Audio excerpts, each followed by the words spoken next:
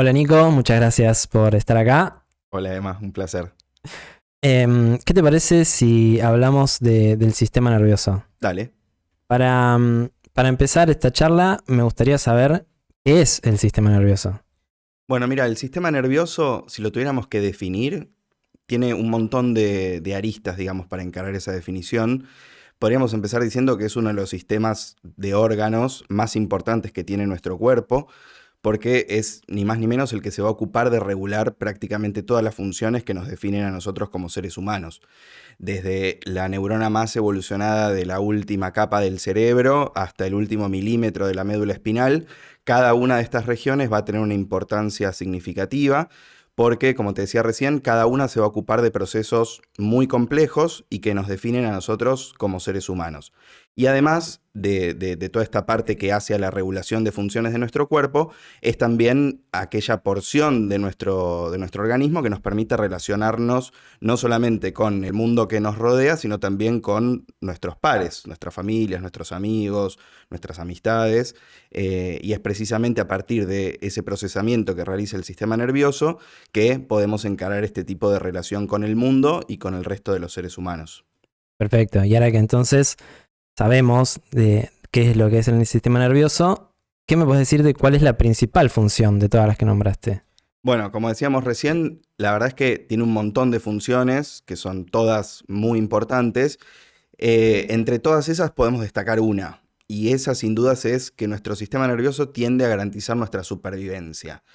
Esto es algo que viene incorporado, que viene programado desde hace mucho tiempo, desde que el hombre tenía que defenderse quizás de otros peligros a los cuales hoy no estamos muy acostumbrados, pero sin dudas, aún hoy en día, la principal función que tiene que garantizar nuestro sistema nervioso es la de garantizar la supervivencia tanto mía, de mi individualidad, como también de toda la especie, para que podamos seguir subsistiendo en este bendito planeta.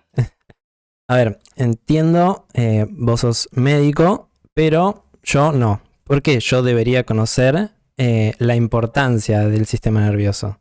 Bueno, yo creo que es fundamental que todos conozcamos cómo funciona y cómo está organizado nuestro sistema nervioso por varios motivos. Algunos ya te lo fui deslizando en las preguntas que me hiciste recién. Y creo que lo principal es que entender cómo funciona nuestro sistema nervioso te va a permitir entenderte mejor primero a vos mismo y entender qué te pasa, por qué algunas veces estás más contento, otras veces estás más enojado, por qué cuando gana River te pones contento y cuando gana Boca capaz te enojas un poco más, por qué a veces tenés miedo, por qué a veces tenés ansiedad. Entonces, conocer cómo funciona y cómo está organizado todo esto te va a permitir, en primer lugar, entenderte mejor a vos. Y a partir de que te entiendas mejor a vos, vas a poder entender mejor a las personas que te rodean, como decíamos recién, a tu familia, a tus amigos, a las personas con las que trabajás. Y a partir de que vos entiendas qué le pasa también a la persona que te rodea o a las personas que te rodean, vas a poder entender o vas a poder establecer un mejor vínculo con ese grupo. Y yo creo, por lo menos, que a partir de establecer un mejor vínculo con ese grupo, si vos, Emma, establece un mejor vínculo con esas personas, yo hago lo mismo y todo el mundo empieza a hacer lo mismo, bueno, capaz este lugar es un poco más ameno para todos, ¿no? Esto cambia. Ujú.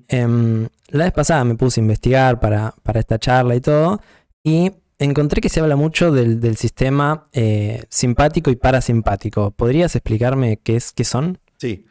El sistema nervioso simpático y parasimpático está enmarcado o pertenece a lo que se denomina el sistema nervioso autónomo. Recién hablábamos de que el sistema nervioso en general nos permite cumplir con un montón de funciones. Muchas de esas funciones, yo puedo decidir realizarlas voluntariamente.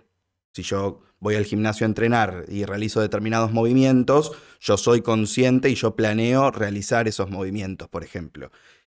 En cambio, hay otras funciones o hay otras cosas que realiza nuestro organismo que no dependen del control de mi voluntad al 100%. Por ejemplo, la cantidad de veces que mi corazón late por minuto, o si mis vasos sanguíneos están más o menos distendidos, por ejemplo, o el diámetro de mi pupila, etc. De todas esas cosas se ocupa el sistema nervioso autónomo. Si lo tuviéramos que definir, digamos, con otras palabras, el sistema nervioso autónomo, que está compuesto por una división simpática y otra parasimpática, es aquella porción funcional funcional del sistema nervioso que nos permite responder a estímulos estresores, es decir, a estímulos que nos sacan de la homeostasis, del equilibrio. Entonces, por eso, el sistema nervioso simpático va a ser el que justamente nos prepare para situaciones, dicen los libros, de lucha, de huida o de estrés, y el parasimpático va a ser aquella porción del sistema nervioso autónomo que me devuelva a esa situación de equilibrio. Un domingo después de almorzar, mirando la tele, lo que predomina en mi organismo es el sistema nervioso parasimpático, porque no hay nada que afecte mi equilibrio, mi homeostasis. En cambio, cuando hay algo que nos suele pasar, que haya cosas que nos desestructuren o que nos saquen de ese equilibrio, ahí el que predomina es el sistema nervioso simpático. Perfecto. Y ahora que mencionaste el estrés, me gustaría meterme un poco más en ese tema. ¿Podrías darme la definición desde la neurobiología del estrés? Sí, el estrés es un término curioso porque está muy de moda ahora, pero sin embargo es un término que se viene usando hace siglos. De hecho, la primera persona que lo usó a mediados del siglo XVII, o sea, ya tiene varios años. Y al principio era un término que se usaba aplicado a la física. Los tipos estudiaban y veían que si uno, por ejemplo, deformaba un cuerpo y ese cuerpo después tenía la capacidad de volver a su estado original, eso que lo había deformado ellos le decían estrés o un factor estresor. Después, con el advenimiento de descubrimientos vinculados con la fisiología y la neurobiología, ese término migró de la física y hoy lo usamos mucho en medicina y en neurobiología. Estrés básicamente es cualquier cosa que nos saque de nuestro equilibrio. Cualquier cosa que nos corra de ese equilibrio, de esa homeostasis que hablábamos recién, lo vamos a denominar estrés. Hay cosas que, o la neurobiología distingue lo que es el estrés más positivo, o el estrés bueno, y el estrés negativo. ¿Por qué digo esto? Porque sin estrés estaríamos muertos. El único individuo o el único elemento que no sufre de estrés es algo que está muerto. Nosotros que somos organismos vivos, todo el tiempo estamos sometidos a factores estresantes o factores estresores. Algunos los percibimos, porque uno sale a la calle, lee un diario, prende la televisión, etc. Entonces son factores que uno percibe y se da cuenta que generan estrés en el cuerpo. Y otras cosas no las percibimos como de esa manera, sino que son factores más internos que hacen a nuestra fisiología interna, que también para nuestro organismo, para nuestras células, para nuestros órganos, actúan como estresores, pero que son necesarios para la supervivencia. De hecho, no me quiero spoilear a lo que quizás venga más adelante, pero el estrés es un factor súper necesario para la supervivencia. Porque si yo no estoy permeable a ver las cosas del mundo que me rodea y a ver qué cosas me sacan del equilibrio, y quiere decir que estoy muerto. Entonces no puedo sobrevivir. Perfecto, me gustó eso de que mencionabas, pero me surgió, porque antes hablabas de lo de lucha y huida. ¿Cómo funciona eso y para qué es importante para nuestra supervivencia? Bueno, es importante para nuestra supervivencia porque vos pensás que, como te decía recién, esto viene seteado, viene programado en nuestro cerebro desde hace miles de años. Entonces, claro, cuando nuestros antepasados que vivían adentro de una caverna salían de la caverna para ir a buscar comida y se encontraban con el tigre en la puerta de la caverna, bueno, ahí se encendía el sistema nervioso simpático, lucha, huida y estrés, entonces se ponían en marcha un montón de mecanismos que hacían que esa persona, ¿qué hiciera? Saliera corriendo, porque era el tigre o esa persona. Entonces, por ejemplo, el flujo sanguíneo se redistribuye a las extremidades inferiores para que yo tenga más energía para salir corriendo. Mis pupilas se abren para que yo amplíe mi campo visual y vea a dónde puedo salir corriendo. Mis bronquios también se abren para que yo pueda captar más oxígeno y le pueda entregar más oxígeno a la sangre y esa a mis músculos. En fin, hay un montón de situaciones que preparan al cuerpo para que yo pueda prepararme para la lucha, para la huida o enfrentar ese elemento estresor. Todo ese conjunto de cosas son en definitiva las que me mantienen vivo. Obviamente que hoy en día, creo, ni vos ni yo, ni nadie de los que nos está escuchando, se enfrenta a un tigre en la puerta de su casa, obviamente. Pero sí nos enfrentamos a diario a un montón de elementos que nos tienen que preparar para la lucha, para la huida o para enfrentar esos elementos estresores. Y esos son los que nos mantienen vivos. Perfecto. También, bueno, cuando leía todo lo que mencionabas, Se habla del cortisol y se habla como de la parte negativa del cortisol. ¿Tiene su parte positiva también el neurotransmisor este? Sí, por supuesto. El cortisol es un neurotransmisor, es una hormona que está muy vinculada con todo este tema del estrés. Es liberada por una glándula que es la glándula suprarrenal. Y bueno, está vinculada con este tema del estrés porque justamente es la hormona que se libera como consecuencia de procesos de estrés tanto agudo como crónico. Entonces está muy endemoniado, sí, endemoniada, porque bueno, está asociada a estos procesos de estrés. Pero como toda sustancia endógena del cuerpo, como todo neurotransmisor y como toda hormona, es necesaria para garantizar el funcionamiento normal de un montón de procesos. De hecho, lo pongo con un ejemplo concreto para que se entienda. El cortisol, por ejemplo, vamos al revés. ¿Por qué nos dan ganas de merendar a las 5 o 6 de la tarde, por ejemplo? ¿O por qué existe ese famoso reloj biológico que me dice que a las 8 de la mañana me tengo que despertar? Bueno, precisamente porque el cortisol fisiológicamente se libera, tiene un pico de liberación a la mañana, cerca de las 7, 8 de la mañana, y otro alrededor de las 5 o 6 de la tarde, por ejemplo. Entonces, esos picos de liberación de cortisol, que son fisiológicos y que no tienen nada que ver con el estrés, hacen que yo, que soy un animal diurno, me levante solito todos los días a las 7, 8 de la mañana, tenga energía para trabajar durante todo el día y en ese último ratito que queda del día, entre las 5 o 6 de la tarde y que anochece, ese segundo pico de cortisol le avisa a mi cerebro, che, sentate a comer porque necesitas todavía un poco más de energía para lo que queda del día. Entre otras funciones, el cortisol está vinculado también con esto que mencionábamos recién de la regulación de lo que se llaman ritmos circadianos, es decir, ese reloj biológico que me hace estar activo y trabajando de día y durmiendo y descansando de noche. O sea que tiene un montón de funciones fisiológicas y que tenemos que cuidar y que preservar. Seguramente. Me gustaría volver un poco al estrés, creo que conozco la respuesta, pero me gustaría saber tu opinión. ¿Vivimos en una sociedad que tiene un estrés crónico? Sí, absolutamente. Sí, totalmente. Como vuelvo al mismo ejemplo que poníamos recién, hay que distinguir para lo que está preparado nuestro cerebro, que es el ejemplo que veíamos recién de la persona saliendo de la caverna y encontrándose con un tigre. Se resuelve ese problema de dos maneras. O la persona, gracias a su sistema nervioso simpático, sale corriendo y se escapa y sobrevive, o el tigre se lo come. Fin. Son esos dos caminos. Pero esa solución se alcanzaba rápidamente, porque la persona sale corriendo o el tigre se lo come, pero en cuestión de minutos eso se resolvió. Hoy en día, en la sociedad que vivimos, por un montón de estímulos a los cuales estamos permanentemente expuestos, nuestro cuerpo, nuestro organismo, nuestro sistema nervioso responde generando estrés crónico.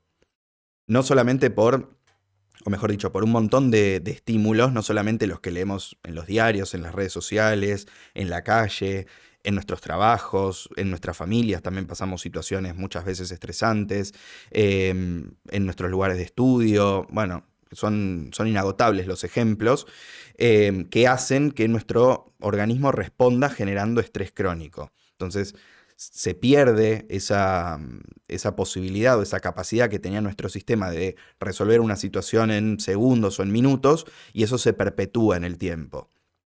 Y eso genera lo que después desde la neurobiología estudiamos como las fases del estrés, que son la exposición al agente estresor, una fase de lucha con ese agente y finalmente una fase de agotamiento. Cuando el cuerpo, cuando nuestro sistema se rinde frente a eso que nos genera estrés una y otra vez, el sistema tiende a agotarse. Entonces sí, coincido con que vivimos en una sociedad que nos lleva permanentemente al estrés crónico. Perfecto, quería saber tu opinión porque yo creía saber la respuesta, pero bueno, siempre es buena tu opinión. ¿Y qué pasa? Porque bueno, vos mencionabas lo de abrimos la puerta y nos encontramos con un león, pero no tenemos esos problemas hoy en día. Pero ¿qué pasa si yo me imagino un problema futuro como real? ¿Mi cerebro lo puede interpretar también como una amenaza? Lo puede interpretar también como una amenaza, ¿sí? De hecho, a todos nos pasó, a todos los que estamos acá y a todos los que nos están escuchando nos debe haber pasado alguna vez, de imaginarnos una situación o de pasar por un lugar donde nos pasó algo en algún otro momento de nuestra vida y sentir de vuelta como esa sensación de ahogo, de desesperación. Bueno, cada uno lo definirá con sus palabras, pero creo que a todos en algún momento de la vida nos pasó esa situación. Nuestro cerebro tiene esa capacidad de, digamos, asumir como reales cosas que todavía no pasaron. Y hay gente que está más predispuesta a padecerlo que otra. Y ahí entramos en otro terreno, que es el de otra cosa que también nos preocupa mucho en el día de hoy, que es la ansiedad. La ansiedad es justamente eso, es adelantarse, es esa sensación de adelantarse a cosas que todavía no han sucedido, para bien o para mal. Generalmente es para mal. Entonces uno no sé, tiene que ir a una entrevista de trabajo, tiene que rendir un examen y en su cabeza lo único que piensa es, bueno, me van a preguntar justo lo que no estudié, me van a desaprobar, me van a tratar mal, o en la entrevista de trabajo me van a hacer pasar un mal momento, o seguramente va a venir gente más preparada que yo. Y son cosas que todavía no pasaron. Pero ojo, lo vuelvo a atar con algo que dijimos hace un rato. En parte, la ansiedad también es algo bueno, en parte. Porque yo necesito de esa cuota de algo que me desestructure o algo que me haga temblar mi zona de confort para yo ser mejor.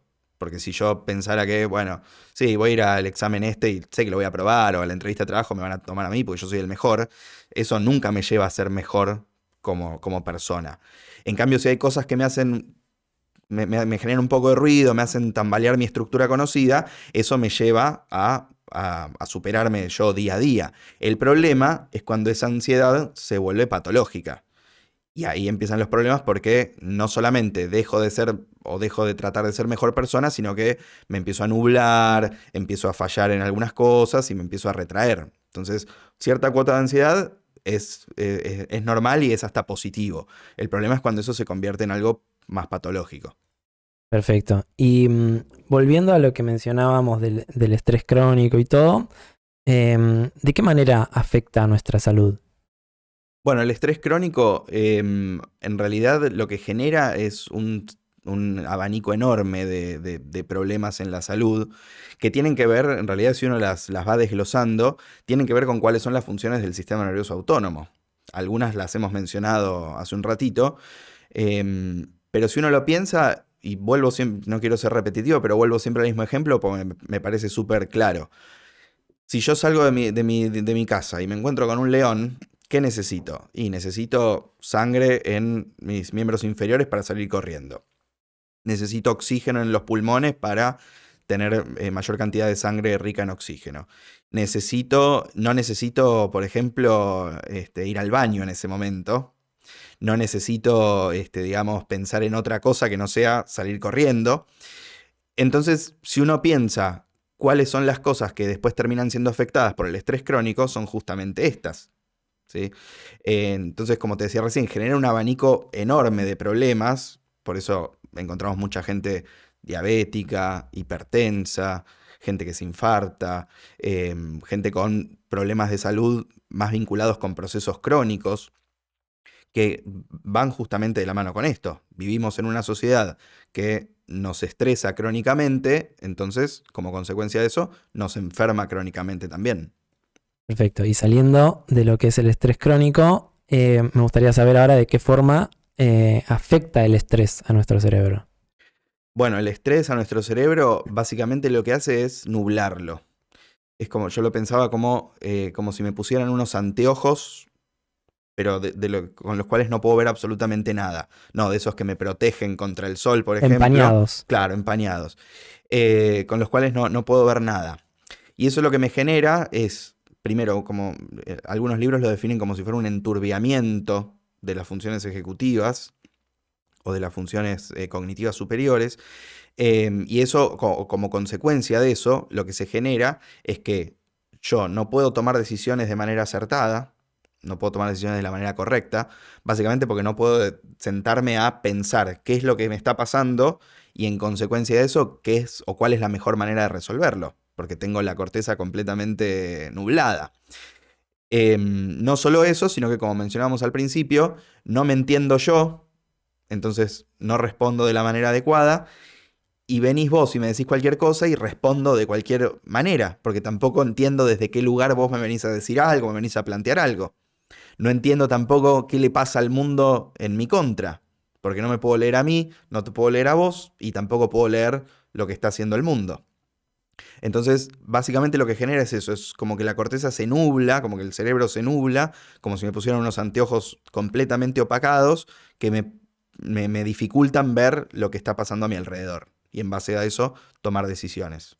Entonces, si estamos estresados, vamos a tener una menor regulación de nuestras emociones.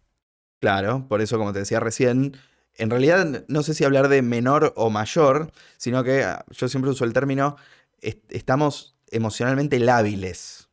Entonces, capaz, vos me conocés a mí y decís, no, bueno, Nicolás es un tipo así, así, asá, y de golpe me encontrás un día que estoy súper estresado y me decís, che, no te reconozco, ¿qué te pasó? ¿Por qué reaccionaste así con esto? ¿O por qué, no sé, por qué te emocionaste tanto con esto? ¿O por qué te pusiste de esta manera con esto otro? Entonces lo que nos genera, o la consecuencia de tener el cerebro de esa manera, o nubilado, y como si estuviera con vendas, con esos anteojos opacos, genera eso, genera mucha labilidad emocional. Entonces respondemos como podemos. Esa es como la consecuencia. Insisto, no sé si ponerlo en términos de más o menos, sino de que genera esta fluctuación, esta labilidad emocional permanente. Perfecto. La verdad que con todo lo que me decís, quiero cambiar mi vida.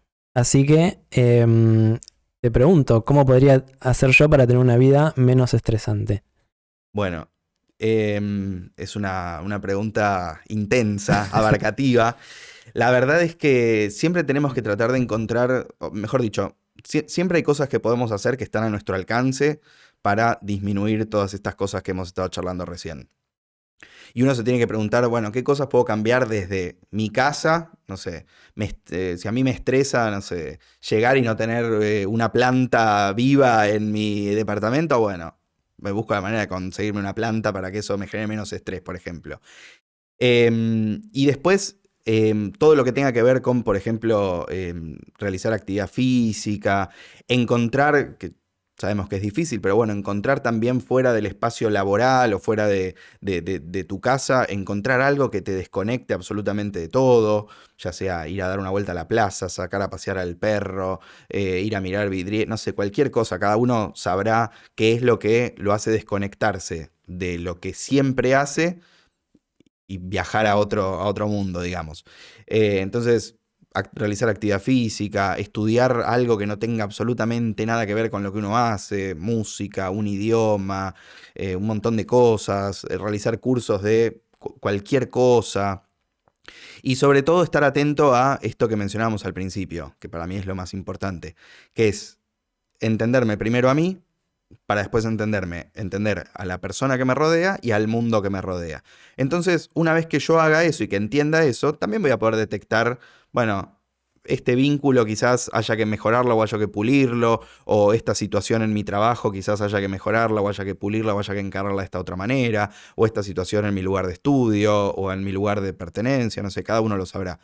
Son muchas las cosas que se pueden hacer y la mayoría, por suerte, está a nuestro alcance inmediato. Buenísimo, Nico. Muchísimas gracias. No, un placer. Para terminar, hay algo que me gusta a mí. Yo te voy a dar a elegir entre 5 cartas de emociones que tengo acá. Te voy a pedir que saques una y lo vas a tener que relacionar con todo esto que venimos hablando. Ujú. ¿Te parece? Dale, me gusta. Elegí. Ahora voy con esta. Ahí va. ¿Qué te tocó? Miedoso. Bueno, difícil. Sí, mira. ¿Qué me puedes decir con esa emoción? Bueno, del miedo, vamos a encararlo de dos lugares. A ver. El miedo lo puedo relacionar con todo esto que estuvimos charlando. De hecho, lo mencionamos varias veces, me parece. El miedo generalmente es un sentimiento o algo que uno relaciona con algo, le da una connotación negativa. Y es cierto, muchas veces uno, las cosas que le dan miedo son cosas negativas para uno. Sin embargo, el miedo, al igual que el estrés y al igual que la ansiedad, son cosas que nos mantienen vivos. Si yo no le tuviera miedo a la inmensa cantidad de cosas que le tengo miedo, probablemente hubiera hecho muchas locuras a lo largo de mi vida y no sé si hoy estaría acá sentado. Porque digo, si no le tengo miedo a subirme a un edificio de 80 pisos y ver qué hay para abajo, y probablemente lo hubiera hecho y capaz venía algún vientito de atrás y chau. Lo mismo con el ejemplo que ustedes quieran, con las cosas que a cada uno le dan miedo.